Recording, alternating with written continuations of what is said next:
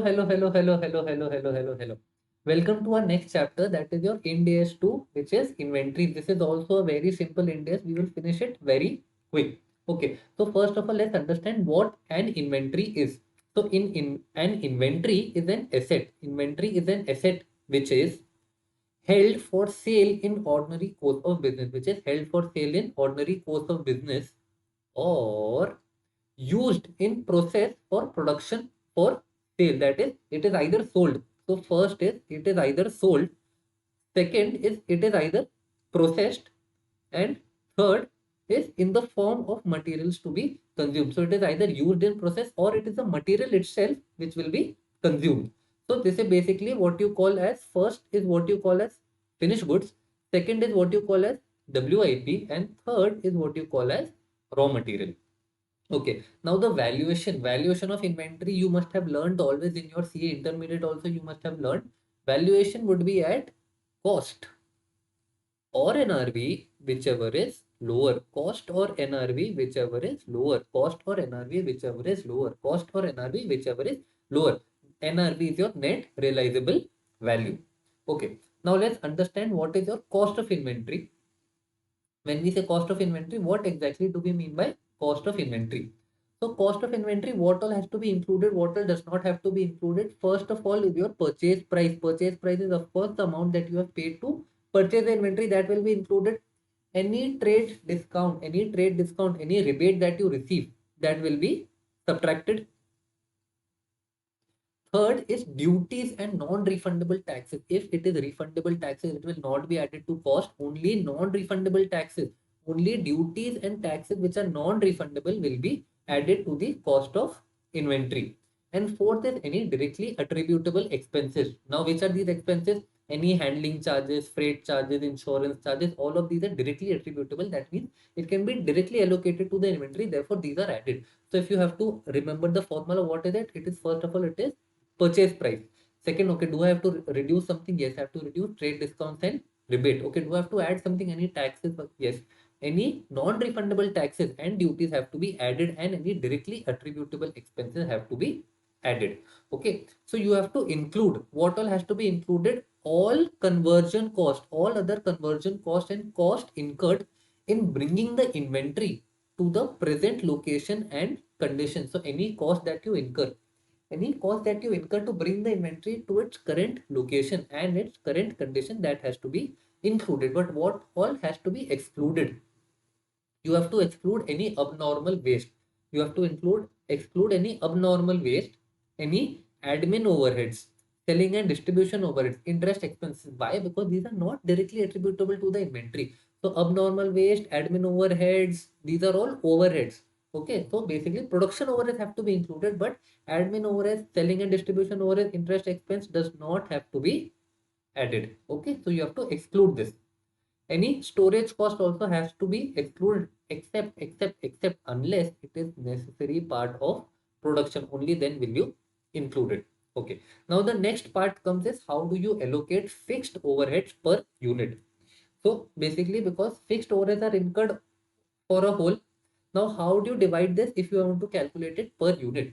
So in case your production is normal, that means how much you expected 80% output, and you've actually also made 80% output. In such a case, how do you distribute it? It will be budgeted overheads divided by normal units. Okay, so say for example, you expected that there will be 100 units and you get also 100 units. In such a case, it will be, so if you want to calculate per unit, it will be budgeted overhead divided by normal unit, that is divided by 100. Okay, now the next case is if there is a case of abnormal loss. That means you expected that 100 units would be produced, but actually how many were produced? Only 80 units were produced. In such a case, you will still divide it by normal units, because you do not allocate your abnormal loss.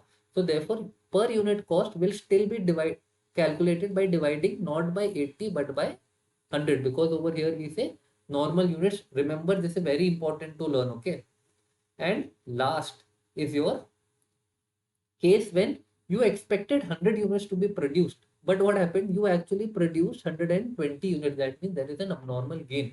There is an abnormal gain of 20 units. In such a case, To find out your per unit cost, you will divide budgeted overheads by actual units. That means in this case, it is 120. Okay. So in normal and abnormal loss, you have to divide it by the normal number of units. And in abnormal gain, you have to divide it by the actual number of units. Okay. So basically your division cannot be less than normal units ever. Remember this in your mind. Next is what is a byproduct. So there are two types of product. There is byproduct and there is joint product. So byproduct is something, say for example, you are not intending to produce, but it is produced. Say for example, your Vaseline. Your Vaseline is a byproduct of petroleum jelly, because when you extract petrol, you also get petroleum jelly. Your motive was not to get petroleum jelly. Your motive was to get petrol, but you got petroleum jelly. So now this is a byproduct, because this is a very small part, very negligible part. What is a joint product? Say for example, you purchased milk.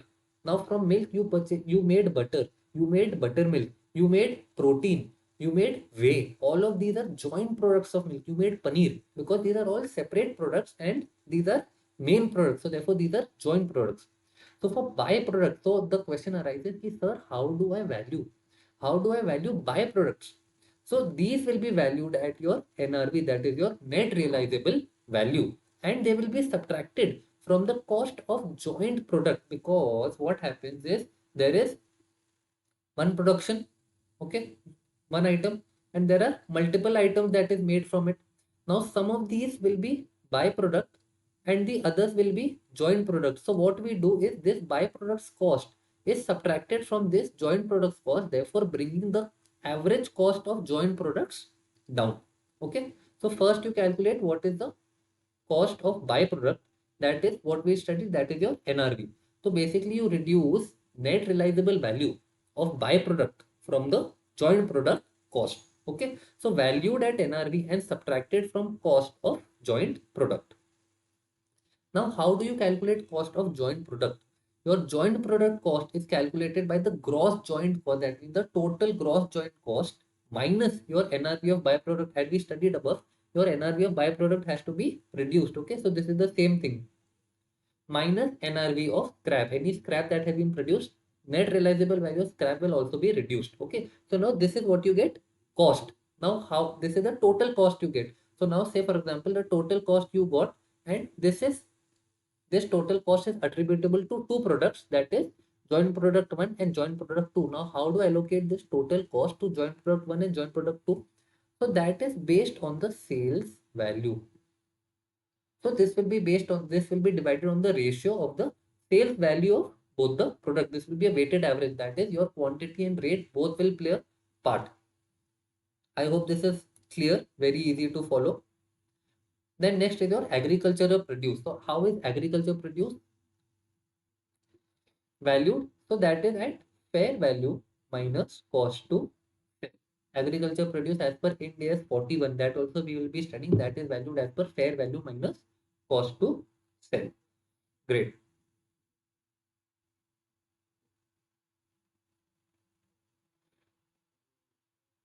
Correct. So now coming to valuation. Now valuation of finished goods and WIP is different and valuation of raw material is different. So your finished goods or WIP, as we studied above, was cost or NRV, whichever is lower. You remember we started at the first starting of the lecture, cost or NRV, whichever is lower, that is for finished goods and WIP. Okay, so this is easy. Next comes is your raw material. Raw material is a little complicated. So what happens if your cost, if your finished good, that is your final product, if the final product's cost is less than the net realizable value of the finished good, that means the cost that you have incurred to make the finished goods versus the amount that you are getting from the finished goods. So if your cost is less than your NRV of finished goods, in such a case you will value the raw material at cost. So the raw material will be valued at cost if the cost of making the finished goods is less than the NRV. That means basically if you're able to sell the finished good at a profit. Correct. So if your NRV is greater than cost, that means you are selling it at a profit. So if you are able to sell your finished goods at a profit, then you will value raw material at cost. However, if your cost of finished goods, if your cost of finished goods is more than your NRV of finished goods, that means you are going to sell it at a loss. Your cost is more than the net realizable value. In such a case, the raw material will be valued not at cost, it will be valued at replacement cost. Replacement cost is the amount that you will have to pay to get the same raw material from the market today. Say for example, I have 10 kgs of wood, and per kg wood when I had purchased was rupees 7 per kg. So this is historic cost. Now, if I want to purchase this from the market, the current market rate is currently going on at 8 rupees. So in such a case, the cost that I will consider of this raw material will not be 7 rupees. It will be 8 rupees because that is the replacement cost. That is the price that I will have to pay to replace this raw material in my warehouse. Great. So I hope this is clear. Next is your costing method. So if the inventory is non-interchangeable, if the inventory is non-interchangeable, that means say for example your inventory of horses, something specific. So a person like this particular horse itself, you cannot show him this horse today and then when he comes to take delivery give him any other horse. No, he has particularly like this particular horse. That means your inventory is non-interchangeable. It is not one packet of bread versus another packet of bread. It is something specific. In such a case, the specific cost will be allocated to the specific inventory. Okay, so whatever the cost of that horse is, whatever the cost of the specific inventory, that will be allocated. But if the inventory is interchangeable, that means, say for example, I have hundreds of pens, and you came and told me, sir, I want one pen. Now you do not want this specific pen. If there are 100 pens, I can give you any of this pen because the inventory is interchangeable. In such a case, if we follow historical method, so in historical method, we have two. First is your FIFO and second is your weighted average. FIFO is your first in first out. That means whatever inventory first comes in, that is assumed that that inventory first goes out, and second is your weighted average cost.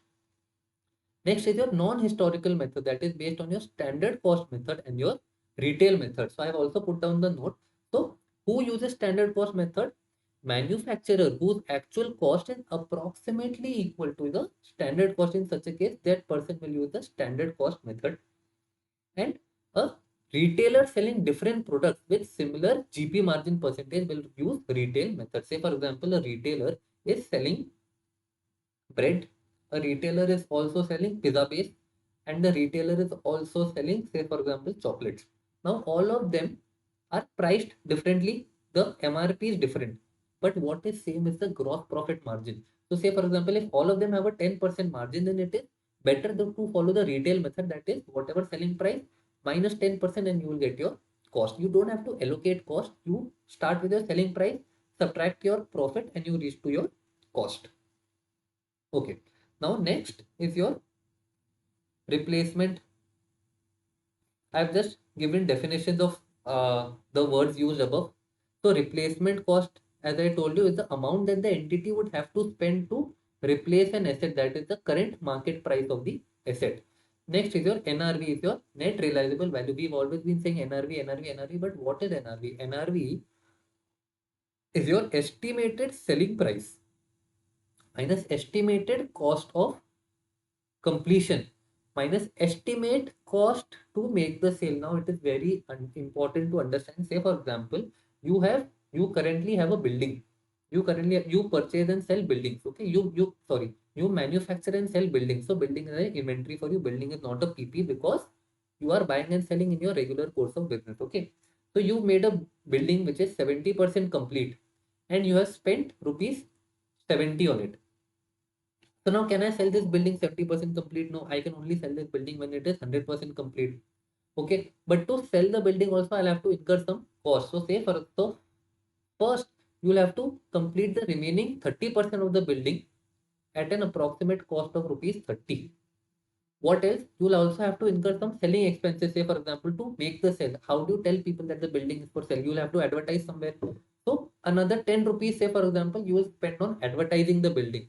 So now the cost, the total cost, the total NRV, if you have to find out, if you are able to sell this building at say rupees 150, if you are able to sell this building at 150, we will first subtract estimated cost of completion, that is 70 plus 30 plus 10. All of this will be subtracted and only then will you get your net realizable value. Okay.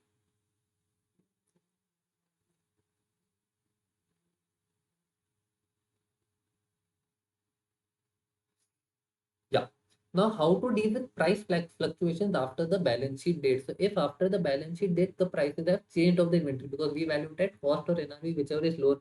But now, what happens if the inventory prices change?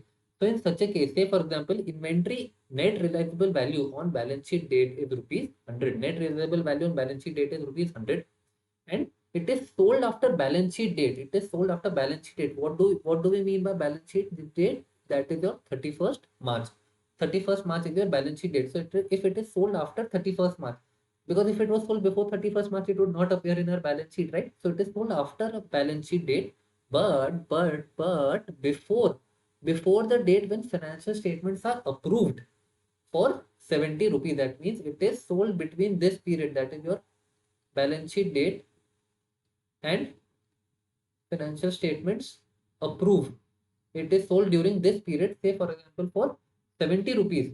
In such a case, what do I consider as NRV? Because my balance sheet was date was 31st March, but my balance sheet still has not been approved. So in such a case, they say that your NRV that you will consider, the NRV that you will consider will be your 70 rupees. Okay, it will be 70 rupees because your market conditions show that this is only worth 70 rupees. Therefore, the inventory will be shown at 70 rupees.